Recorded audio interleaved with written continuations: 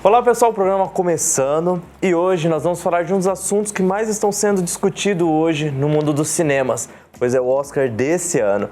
E olha, que tiveram vários filmes que foram aprovados e outros não. E para falar um pouquinho, a gente tem aqui o diretor do filme Lu, o Vitor Machado, e também o jornalista Christian.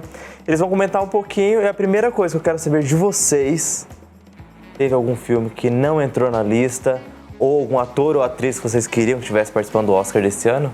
Olha, eu já tenho minhas revoltas já. Olha, um filme que eu acho assim que... Não que eu acho que fez falta entre os indicados para melhor filme, mas que eu achava que entraria é o Rocketman, que é a cinebiografia do Elton John, que foi um filme assim bem recebido pela crítica, que teve uma boa bilheteria. Então eu achava que ele tinha alguma chance, especialmente por causa do hype causado pelo Bohemian Rhapsody no ano anterior, né? Mas queria como melhor filme. Como melhor filme. Não que eu queria, mas eu achava que ele apareceria. Também. É, de melhor ator também, que mandou super bem, mas não apareceu. E pra você, teve alguém que ficou de fora? Com certeza, a Lupita Nyong'o pelo filme Us, o filme Nós. Foi uma atuação incrível, na verdade impecável, e ela não foi indicada, até pela maratona aí de premiações, ela nem apareceu, só pelo Critics' Choice Awards. E eu fiquei bem revoltado. A atuação nesse filme, a princípio, vai ser bem difícil, né? Porque ela teve que interpretar dois papéis ao mesmo tempo. Exatamente. E ela nem não apareceu ali pelo Oscar. Então é a minha maior revolta de esnobada. É revolta declarada. Declarada. E quando se fala do filme Coringa, ele que teve 11 indicações, foi justo ou não? 100%. Olha, eu acho assim... que é um dos favoritos para melhor filme, mesmo tendo grandes concorrentes ali, mas eu acho que o Coringa conseguiu um feito que, assim, que é um filme de super-herói, apesar de falar de um vilão, que ele quebrou essa barreira do mundo, desse mundo de filmes de super-herói que geralmente não aparecem nessas categorias principais. E o Coringa, assim, tanto pela atuação do Joaquin Phoenix, quanto por todos os elementos, assim, ele quebrou muitas barreiras. Acho que é um filme que tem bastante chance. E o legal é que ele foi um filme que no início ele estava sendo detonado, né? Porque ele não foi uma releitura dos quadrinhos, igual todo mundo imaginava. E agora está sendo super aclamado. Exato. É um tipo de filme que ele teve muito medo quando falaram que ia ser feito, porque nós temos um exemplo de uma atuação impecável que foi do Heath Ledger, que ganhou o Oscar de melhor ator coadjuvante. E quando falaram que iam mexer de novo, veio o Jared Leto e fez ali pelo Esquadrão Suicida. Todo mundo falou, por que essa atuação? E aí depois veio o Todd Phillips e fala, eu vou fazer um filme só sobre o Coringa. Todo mundo fala, mas de novo, vão mexer de novo no Coringa. E aí vem o Joaquin Phoenix e fala, eu vou ser o Coringa. Aí todo mundo fala, pera, o Joaquin Phoenix vai atuar, então acho que vai vir coisa boa aí. E aí, o Oscar é dele e ninguém tira. A atuação do Jared Leto não foi necessariamente ruim. Jared Leto não é um ator ruim, tanto é que ganhou o Oscar e tudo, né? Excelente. Mas não era o Coringa, entendeu? Não, é muito estranho, assim. Poderia ser, mas talvez ele foi para um lado muito diferente, muito distante. Talvez assim, querendo mostrar alguma coisa e tal, mas não acho que tenha sido uma escolha muito inteligente, mas acredito que o primeiro hype negativo do Coringa tenha sido justamente esse, a questão de como trabalhar aquela imagem ruim deixada pelo personagem do Jared Leto, né? Exato. Como a gente acabou de falar, ele teve 11 indicações. Para quem não acompanhou, foi como melhor filme, melhor diretor, melhor ator, trilha sonora, fotografia, figurino, maquiagem e cabelo, roteiro, adaptado, montagem, edição de som e mixagem de som. Mas teve algum defeito no filme que daria pra ser melhorado? Não. Outra categoria que eu tenho certeza que é do filme já é a trilha sonora. É uma jovem que eu não vou lembrar o nome dela agora, mas tudo que ela tá sendo indicada, ela tá ganhando também. Então é um filme assim que, pelo menos, melhor ator e trilha sonora é do Coringa. Melhor ator eu acho muito difícil que não seja do Joaquin. Porque eu acho que além de ter feito isso, de quebrar essa barreira do mundo de super-herói, trouxe um assunto que tá muito em alta, que é a saúde mental. Exato. Que é mostrar um cara que é um vilão, que é um cara que comete crimes, que assassina pessoas, mas mostrar como é difícil ser uma pessoa que tem um distúrbio, um transtorno e viver em sociedade, porque as pessoas esperam que você se comporte. Até é uma frase bem marcante do filme, quando você tem um transtorno mental, as pessoas esperam que você se comporte como se você não tivesse. Então, assim, eu acho que é um filme que ele humaniza um pouco o lado do herói, porque na vida real não existe isso de bom e ruim, né? Então eu acho que o filme tem esse grande feito também. E você perguntou de questões técnicas para melhorar. Eu acho que ele constrói a narrativa de um jeito, assim, perfeito, né? As cenas de mais embate, assim, você fica completamente chocado no cinema, só ouvir as pessoas, assim, respirando, porque é muito intenso o filme. E eu acho que ninguém, pelo menos eu não esperava que o filme fosse ser intenso dessa forma, né? Por se tratar de um filme que vem de um universo de super-herói. Agora a gente saindo desse mais intenso, indo para um filme mais leve. Adoráveis Mulheres ainda está no cinema, você mesmo falou que foi ver recentemente, né? Isso. O que vocês acharam do filme? Olha, a Greta Gerwig, que é a diretora do filme, ela tá apenas no segundo filme dela e tem feito um trabalho muito delicado. Ela tem feito um trabalho de mulheres fortes. Eu não digo que é um filme que é tão forte quanto o filme anterior dela, que é o Lady Bird. Mas é um filme bom. A atuação da Saoirse Ronan, que também está concorrendo como melhor atriz, é uma atuação muito impecável. É uma atuação assim que ela entra e você fala, é atriz de Oscar. Mas é um filme que é só atuação e fotografia. Não tem muito mais que isso. Tá leve, é puro, você sai do cinema com uma leveza, mas tipo, não é igual um Coringa que você sai impactado, não é uma história de casamento que te deixa com o estômago estranho. É um filme leve, puro. Acho que até pela questão de se tratar de ser uma adaptação do livro que é, né? Que é o Mulherzinhas, que é um clássico da literatura. Então, assim, é uma adaptação de um livro, mas não é só uma adaptação de um livro, é a adaptação de um livro que é um clássico. Então não pode fugir muito do que é o livro, né? Então, assim, não tem como ter grandes surpresas, mas eu acho que o grande mérito do Adoráveis Mulheres é conseguir fazer uma adaptação fiel, porque geralmente as pessoas ficam muito decepcionadas, né? Mas eu acho que foi, assim, foi adequado pro livro. Eu acho que era um filme para ser indicado como melhor filme. Não sei, entendeu? Tenho uma opinião um pouco polêmica sobre isso. Mas eu acho que até pelo contexto, por se tratar do que é, entendeu? Porque a gente tem que entender também que indicados ao Oscar, ganhadores do Oscar, não é só necessariamente sobre bons filmes, né? Filmes que são dignos de serem ditos o melhor filme do ano. Tem muita coisa envolvida, tem a questão da campanha, que diretores e atores viajando para o mundo inteiro para falar do filme, tem a questão do recorte que o filme faz sobre a sociedade, se é um assunto que está em alta, se é um assunto que vale a pena discutir, né? Então, assim, são muitos fatores e o Oscar gosta de ser diferentão, né? Então, o Oscar gosta de indicar um filme e às vezes até premiar um filme que as pessoas falam, mas como assim esse filme ganhou de melhor filme, né? Mas é uma coisa meio Oscar, de querer ir assim, contra a corrente mesmo. Tá todo mundo indo pra um lado e o Oscar querer fazer uma coisa diferente pra mostrar que ainda é a premiação soberana, sabe? O legal da linguagem do Adoráveis Mulheres é que vem próxima, não tão parecida, mas com outro filme que vai mostrar agora de mulheres bem empoderadas, que é o da Arlequina, né? Adoráveis Mulheres vem mostrar 4 jovens com uma história muito bonita, totalmente diferentes entre si, e com aquele preconceito do dia a dia. E agora o Arlequina, que tá vindo em breve, lança nos cinemas, vai mostrar o Aves de Rapina, um filme também, uma história de 4 não, até mais mulheres, mas todas poderosas também.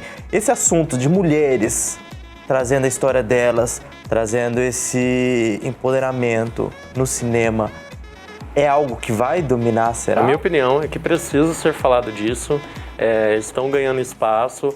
A Greta é apenas uma entre várias diretoras de cinema que estão lutando para conquistar espaço aí. É triste, você vê, por exemplo, na hora que foi anunciado os indicados ao Oscar, a atriz que anunciou juntamente com outro ator ali, que eu não vou lembrar o nome, ela falou assim, a hora que saiu os diretores, ela falou assim, parabéns a estes homens. Por quê? Porque mais uma vez foram só homens indicados ao Oscar na categoria Melhor Direção. E não tem muitas mulheres. Por quê? Não tem mulheres fazendo filmes? Tem. Mas é porque na hora de fazer produção, o povo não confia muito em mulheres dirigindo filmes. Então, tem muitas mulheres aí no mercado, mas pouca gente acreditando nelas. E tem muitos filmes que vão falar sobre mulheres nos dias de hoje, como elas lutam no mercado e tal. Eu acho que que é uma mensagem que precisa ser falada e estão encontrando espaço. Eu acho que mais do que isso, assim, a gente ainda tem essa visão de é importante que mulheres estejam indicadas. Mas eu acho que a ideia é que chegue num ponto em que a gente não precisa mais falar sobre incluir mais as mulheres, que elas já estejam lá, entendeu? Então, não que eu acho que vai ficar batido, eu acho que vai se tornar uma coisa natural como deveria ser, entendeu? Não vai precisar, tipo, criar uma situação para que uma mulher seja indicada entre, 5, 6 homens. Não, elas vão ser indicadas pelo mérito delas que elas já têm, mas que ainda não é reconhecido por causa do machismo que existe. Exato. O que a gente pode fazer para mudar isso? Tem como? Assistir mais filmes de mulheres. Assistir mais filmes de mulheres, indicar. Eu acho que a gente, como espectador e tal, as pessoas que consomem o conteúdo, é valorizar esses trabalhos. Acho que é uma coisa que tende a mudar? Acho, mas acho que é uma coisa que a gente vai ter que trabalhar muito ainda, muito. Mas começa com a gente aceitando os trabalhos que elas entregam, entendeu? Beleza. Gente, o papo tá legal, mas a gente vai ter que dar uma pausa agora pro intervalo. A gente vai para um rápido intervalo e já volta, não sai daí.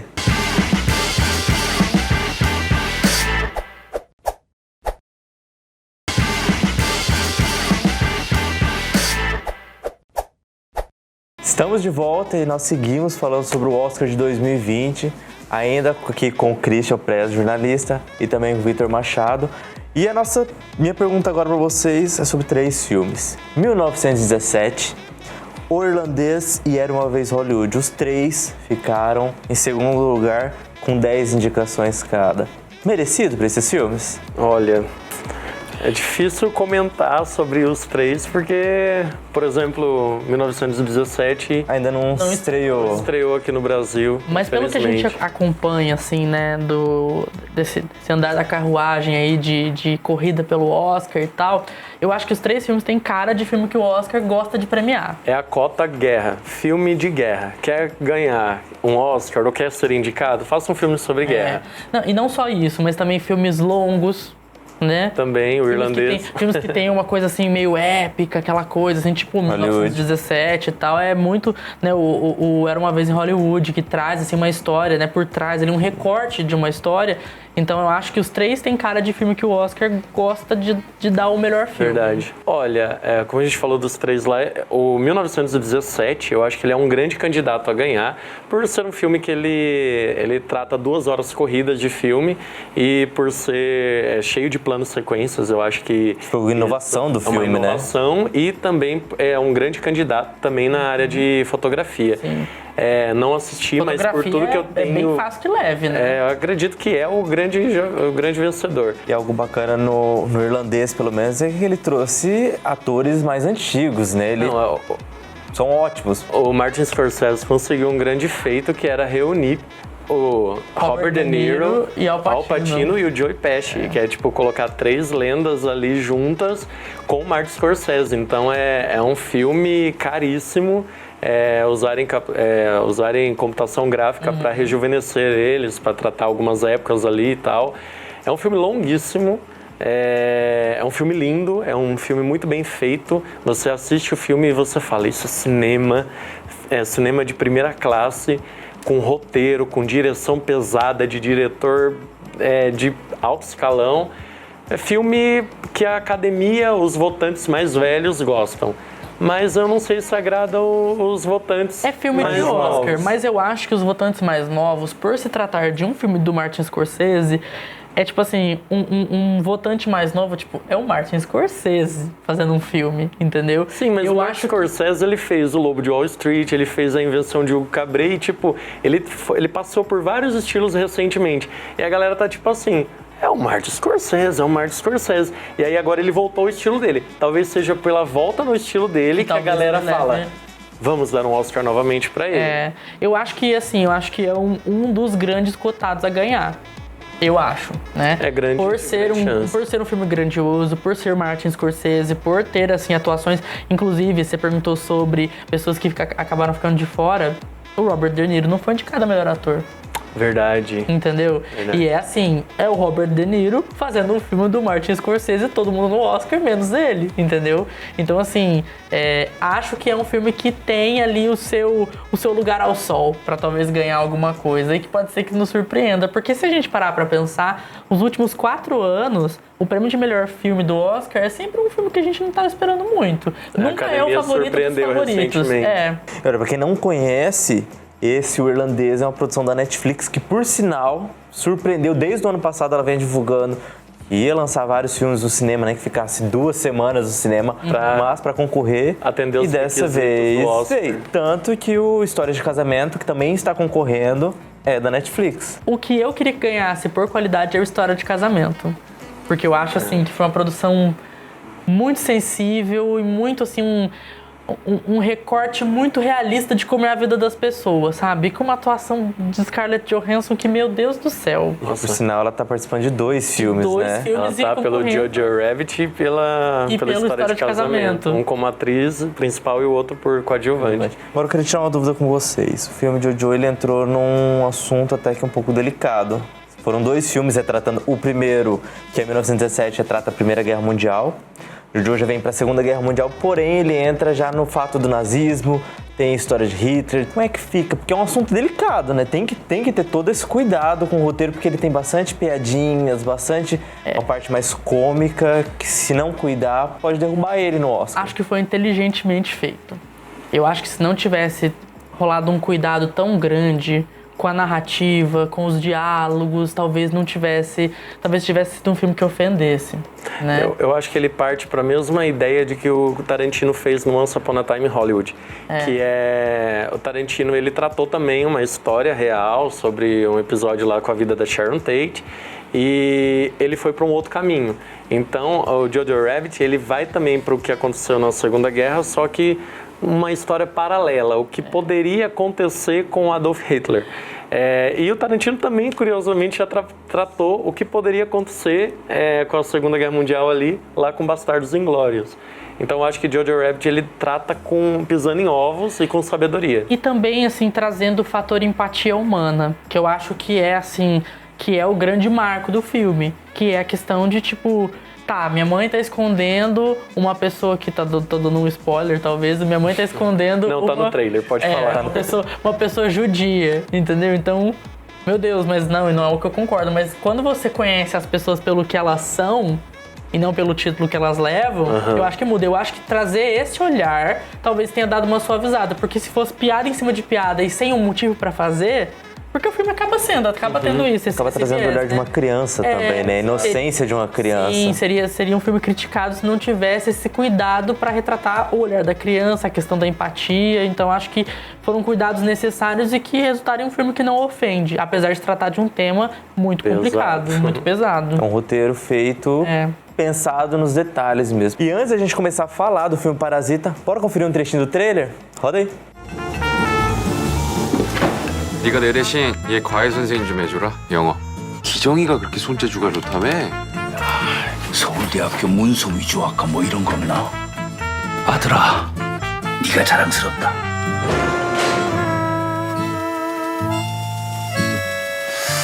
그 집 사모님이 뭐랄까. 실전은 기세야. 그동안 미술쌤도 여러 명 바꿔가면서 해봤는데요. 하나같이 한 달은 못 버티더라고요. 제가 사람 하나가 휙 하고 떠올랐는데. 어머, 너무 궁금하네요. 어떤 분이실까? 아, 잠깐. 제시카, 외동딸, 일리노이, 시카고. 과선배는 김진모, 그는 이사촌. 제시카 쌤이라고 일리노이에서 오셨대. 그 검은 상자를 저와 함께 열어보시겠어요, 어머니? 지금 진짜로 이상한 게 온 것 같아. Vocês acabaram de conferir um trechinho do trailer Parasita. E Vitor, o que você achou dele? Pra mim, como eu já tinha falado anteriormente, é o filme que é o meu favorito para ganhar como melhor filme esse ano. Ele já vai ganhar como melhor filme estrangeiro, isso é óbvio. E geralmente quando o filme ele concorre a melhor filme estrangeiro e concorre a melhor filme, ele não leva a melhor filme. Então seria um fato inédito e ele também está concorrendo a melhor diretor. E isso é muito curioso. O cinema coreano é um cinema que está aí, tá crescendo muito e nos Estados Unidos eles estão aí abrindo mais as portas recentemente e Parasitas, assim, eles escancararam. Parasitas, ele dominou, os americanos estão falando muito dele. Aqui no Brasil, ele foi muito bem recebido, o filme. E é um filme com atuação de peso, direção de peso, fotografia.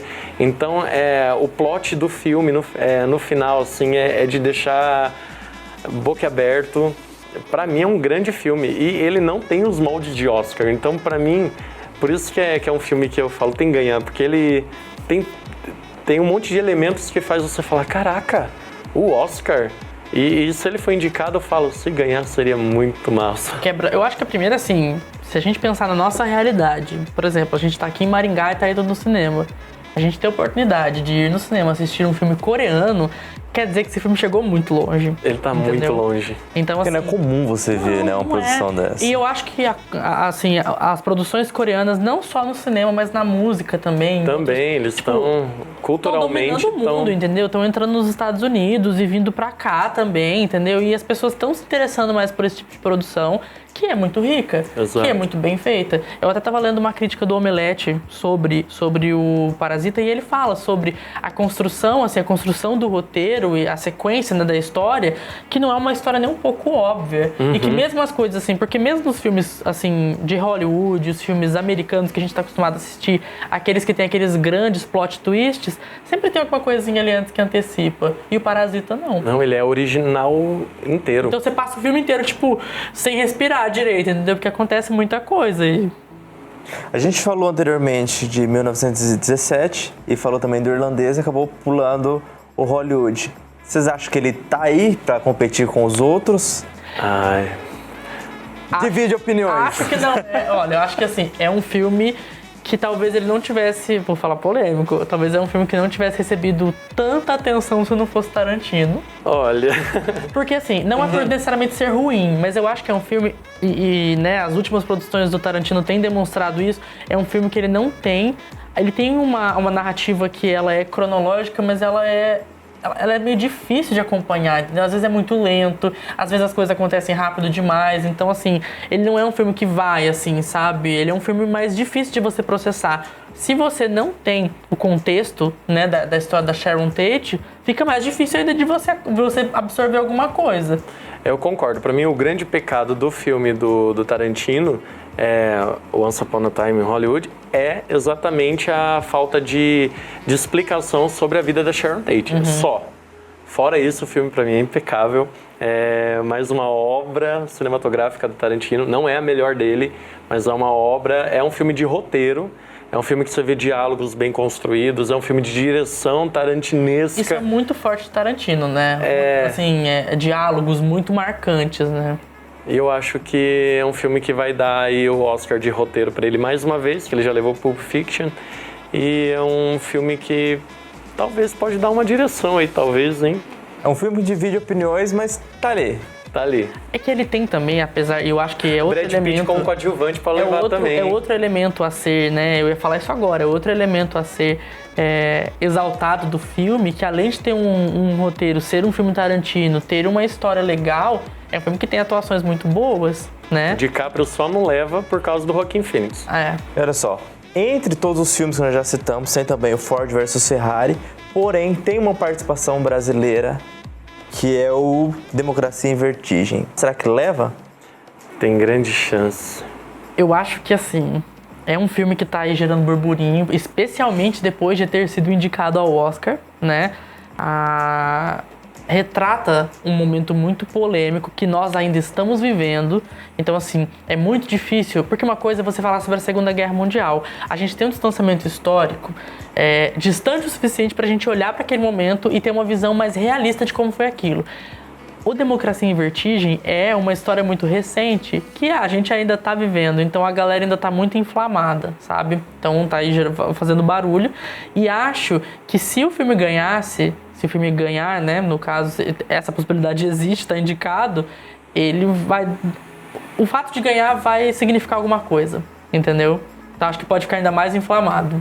Gente, só recapitulando para quem não conhece, o Democracia em Vertigem ele vai contar como é que foi o impeachment da Dilma. Ele começa do impeachment da Isso. Dilma até a eleição do Bolsonaro. Então, assim, todo mundo sabe que é um momento, assim, bem turbulento. A gente ainda tá vivendo esse momento, então... Ele começa um pouco antes, ali, desde a eleição do PT. E ele é um documentário bem biográfico, assim, do relacionamento da Petra Costa com a história dela com o PT, com a esquerda no Brasil. Com a esquerda no Brasil e aí toda a situação da democracia no Brasil e tudo mais. E eu acho que tem grandes chances porque, além do Brasil ter vivido isso e estar com essa distância bem curta do que estamos vivendo, os Estados Unidos está passando por algo semelhante agora e eu acho que os Estados Unidos está com os olhos bem abertos para isso e está recebendo um filme que está falando disso no mesmo continente é algo bem interessante. E o Oscar, ele tem um histórico de documentários falando sobre política. Então tem documentários de diversos assuntos, mas política brilha os olhos da academia. E a Petra, ela é excepcional em tudo que ela faz, então eu acho que temos chance. Eu acho que mesmo as pessoas que não concordam com o discurso do filme, eu acho que seria uma coisa que todo mundo deveria comemorar, sabe? Porque é uma produção nacional sendo reconhecida no prêmio mais importante do cinema, do mundo, da história. Então acho que era uma coisa que todo mundo tinha que valorizar. Seria um feito histórico e independente da mensagem, a qualidade do documentário é fantástica. Inquestionável. É muito bem feito. E novamente a gente tem uma plataforma de streaming se destacando tanto com o documentário quanto com os filmes, né? Será que essa visão do que é cinema tá mudando? Eu acho que os streamings, não só na área do cinema, os streamings têm, assim, feito um papel muito interessante contra a pirataria e contra a desvalorização desse mercado. Eu acho que a academia talvez ainda tenha um olhar de que os streamings vieram para derrubar a forma tradicional de se produzir. Eu acho que não é bem assim. Hoje, para poder participar do Oscar, os filmes têm que sair dos streams, têm que ir para o cinema obrigatoriamente. Tanto que esse ano a Netflix lançou vários filmes no cinema para justamente poder participar. Exato. Será que se eles mudassem essas regras, abriria mais campos, teriam mais produções de qualidade entrando nas competições? Poderia, mas eu acho que ficaria bem mais complicado o método de avaliação, porque daí hoje nós temos muitas plataformas de streaming e aí eu acho que até hoje a academia tem 8 mil e poucos votantes, então eu acho que para dar conta aí é muito filme para assistir, eu não sei. Eu acho que o método de avaliação ainda continua sendo justo levar para o cinema. Agora, a questão de ter streaming e tudo mais, eu acho que é válida porque não perdeu a qualidade do que está sendo feito. Então, muito obrigado. Nós vamos encerrando o programa de hoje por aqui. E já aproveitando, nós estamos falando sobre Democracia em Vertigem, bora encerrar o programa de hoje com um trechinho do trailer. Até semana que vem. O país se divide em duas partes. E esse muro dá lugar a um abismo. O partido é pego num escândalo de corrupção, a maior investigação na história do país. O que vão pensar de nós? Mas o arrependimento eu tenho de ter feito mais. Crimes include fraud, slavery, even homicide. Uma presidente destituída, um presidente preso. A nossa democracia está desmoronando. Essa farsa sexista. Estou cada dia mais vivo perante a opinião pública.